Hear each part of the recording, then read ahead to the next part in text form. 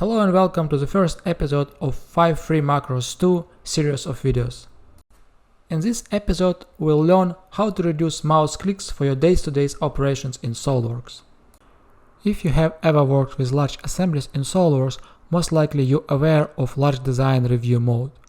When you're opening the assembly, you can specify to open that as a design review, thus significantly improving the performance of opening. Sometimes when working with SOLIDWORKS files, it might be handy to quickly close all open documents except of an active one. In some cases while working in SOLIDWORKS assembly, you might want an easy way to find the file corresponding to the component in the Windows File Explorer. You can group features by folders in the SOLIDWORKS Feature Manager design tree.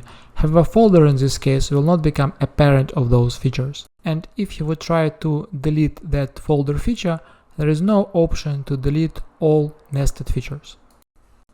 SOLIDWORKS provides the functionality to exclude certain bodies from the cut list of weldment part.